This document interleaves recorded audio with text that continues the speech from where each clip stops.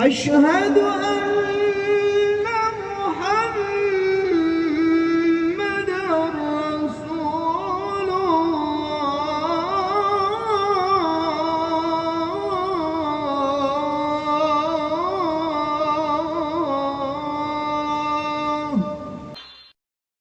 Musyawarah itu keluarga pisan. Nah makanya kawin itu disunatno wong liya iku sing adoh. Misalnya misanan itu dianggap masih makruh, khilaful aula. Yang baik itu ya wong adoh. Lah wong adoh pentingnya nanti ada komunitas yang kuat. Ini ku riyen sing masyhur nggih Rasulullah nu nikahi Juwairiyah. Juwairiyah niku imro'atun min Banil Mustalik. Setelah Nabi nikahi Juwairiyah ku sak kawasan Banil Mustalik yang dulu musuhi Nabi langsung seneng Nabi. Perkarane besan, gak pantas tukaran mbek napa? Besan. Makanya orang-orang Banil Mustalik terus memaklumatkan asharu Rasulillah. Jadi banyak sahabat yang ditawan orang Banil Mustalik. Juga sebaliknya orang sahabat menawan orang-orang Banil Mustalik zaman perang. Tapi ketika Nabi menikahi Juwairiyah langsung sama-sama ngelepas tawanan. Gak pantas besane Nabi ditawan. Kan ora lucu toh. Pak Dene bojone Nabi ditawan. IP-ne akhirnya dicolno asharu napa? Rasulillah. Abu Sufyan itu musuh besar Kanjeng Nabi, sak urip-uripe musuhi. Anaknya Abu Sufyan itu mukminah, melok hijrah teng Habasyah. Lala teng Habasyah bojone kabundut. Bojone kabundut mbek Raja Habasyi dinikahno Nabi. Waline wali hakim zaman. Abu Sufyan krungu. Nabi wis posisi mantune. Ya akhirnya Abu Sufyan taslim. Ashar ku wis besanan. Nggih pun. Besan niku mandi, wis mandi men. Teng daerah kula nu tiyang sebagian kiai ora cocok mbek Muhammadiyah. Niku cocoke ora krana adu visi. Anake dekne kuliah ora bentuk cah Muhammadiyah, damai men. Wes pokoke kena besan wis bar, ceritane napa bar men. Wong keluarga napa? Besan. Riyen wonten Kiai Jawa Timur malah besanan mbek Umar Irama kelas. Besanan mbek situ. Umar Irama ketakok kiai-kiai ndandut tesih halal apa haram iki hus menengae. Besanan mbek sinten? Umar Irama. Tenan iku mboten jaren. Tesih haram to dangdutan hus perkarane ashar menapa? Ashar. Itu disebut faja'alahu nasabau wasir. Mulane besanan itu penting. Nggih pentinge wau nggih menjadi komunitas. Mulane besanan nek iso beda desa, beda keluarga. Nggih dadi kesunatane nikah iku nek iso iku ora entuk keluarga. Tapi nak wong liya gak prospek nggih monggo nak terpaksa untuk misanan. Nak terpaksa. Ya terpaksa itu misalnya kayak zaman Nabi itu memang nggak ada pilihan. Sayyidah Fatimah itu harus nikah sama Sayyidina Ali. Tapi itu ramisanan pas, misanan ponaan. Kadang ada orang yang bantah, lah Fatimah kok untuk Ali. Sayyidah Fatimah itu binti Muhammad binti Rasulullah bin Abdullah bin Abdul Muthalib. Berarti Fatimah dia abah Rasulullah, dia abah Abdullah, dia abah Abdul Muthalib. Ali itu Ali bin Abu Thalib bin Abdul Muthalib. Jadi Fatimah itu tidak misanan, ponaan misanan. Sayyidina Ali misanan itu dengan Rasulullah, bukan dengan Fatimah, paham ya?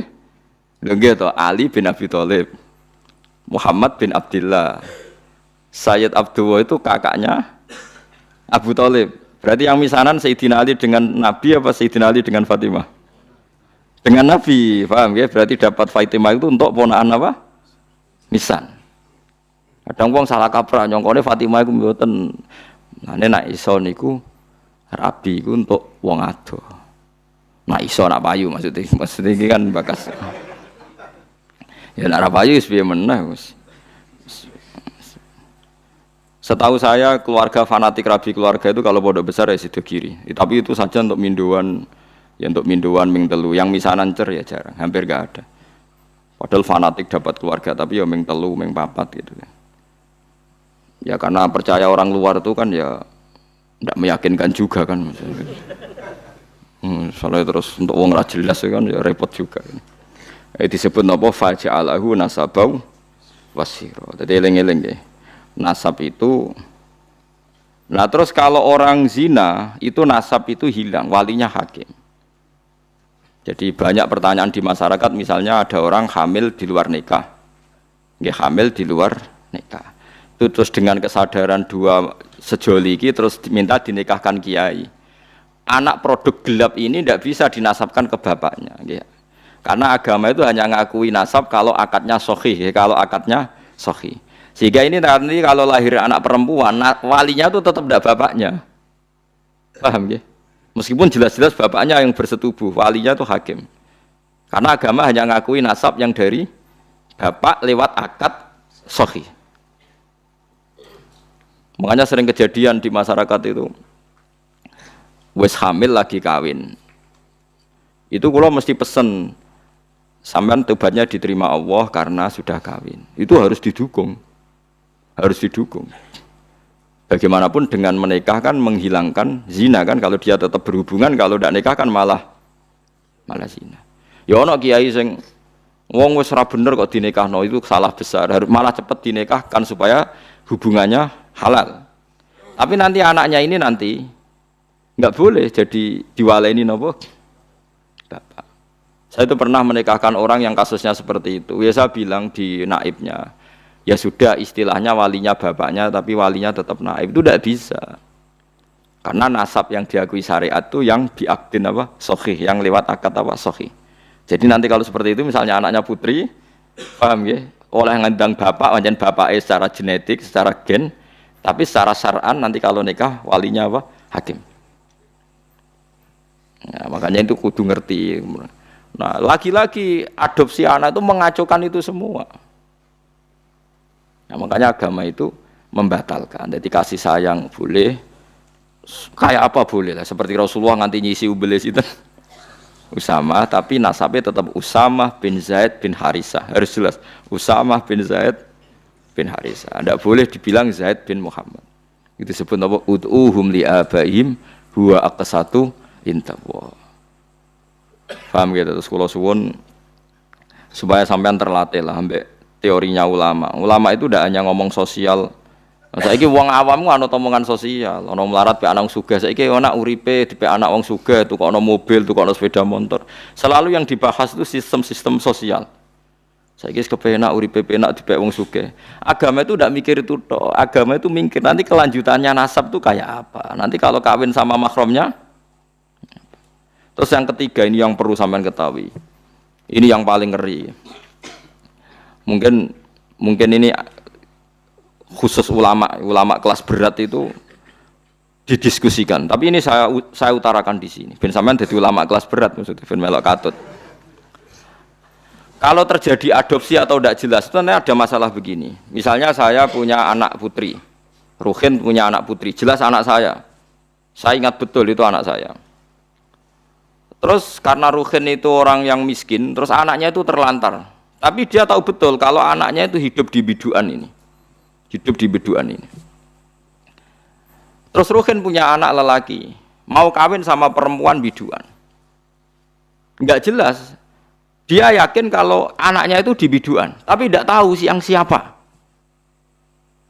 Itu ada ulama yang mengatakan, jika jumlah perempuan itu masih bisa dihitung di kawasan itu, maka haram semua perempuan biduan.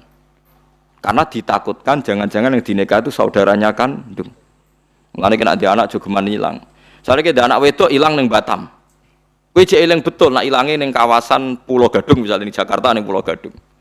Iku semua perempuan Pulau Gadung haram dirabi anak ember mergo dikawinkan kok rabi untuk dulur. Paham nggih? Dan semua ngeri betul itu. Mulane wong nak dia anak kudu jelas manggon ndi saiki melok sapa. Terutama semegatan-pegatan itu. Yo kan yo. Kok dekne ada anak ning Banyuwangi dekne mulane tak elingno bolak-balik. Bejo dekne ketemu tak kon nulisi uripe ning ndi. Karena kalau masyarakat hanya ngomong wis mbok Wesley ta ora mangan ta ora, ulama itu kepentingannya lebih dari itu, paham ya? Paham ya? Itu bolehnya kalau kampung itu masih bisa dihitung. Itu satu kampung tuh haram semua kan. Jadi misalnya sak biduan jumlahe 700 wong. Berarti 700 perempuan itu haram dinikah anak Ruhin sing lanang. Mergo ditakutkan saudaranya. Ya misalnya sampean bantah ngene. Gus, saiki wis modern. Sing dirabi kan jelas. Misalnya anak Pak Rumanto misalnya, atau sing dirabi kan jelas anaknya Mustafa. Kudu ana seksi tenan anak iku anake Mustafa. Misalnya padha eleke apa padha apane lah dibuktekno anak miripe iku tenanan. Sampai begitu agama ngatur. Makanya anak ini nomor satu harus jelas rimbanya di mana, alamatnya mana. Ini bukan urusan sosial wedi terlantar. Nanti ada nisain mahsurat dan nisain ghairi apa? Mahsurat. Dan itu punya akibat haram tidaknya menikah kawasan situ. Nah, kecuali orang mahsurat kayak kasus orang-orang Arab yang di Indonesia itu yang kan ada itu peneliti Mekah yang punya keluarga itu dulu kan banyak ketika ada revolusi Wahabi itu banyak ulama Sunni yang diusir, sebagian hidup di Indonesia. Kayak keluarga Syekh Umar bin Jabbar banyak yang hidup di Indonesia. Dia yakin bahwa anaknya di Indonesia karena dia sempat nikah orang Indonesia, punya anak di Indonesia, bawang Banyumas, bawang Kudus. Dia ini mamang. Lah berita di Arab pokoknya dia yakin, nah anakku ono sing Indonesia wedok. Terus anak lanang dia mau nikah orang Indonesia. Lah iku oleh asal ukurannya Indonesia, tapi nak disebut kayaknya di kawasan Banyumas, pas itu isunya di Banyumas. Ya satu Banyumas enggak boleh semua. Tapi tidak sampai satu Indonesia gitu. Paham ya? Masa Indonesia ya repot tuh kan. Tapi tentu sekarang itu orang sudah modern ya. Artinya modern itu misalnya sing dirabi kok pesek cilik, gak mungkin nama anak bapak ini kan ya nanti ya tetap ada lah. Tapi secara umum akibatnya sampai begitu. Jadi saya cerita akibatnya itu sampai begitu.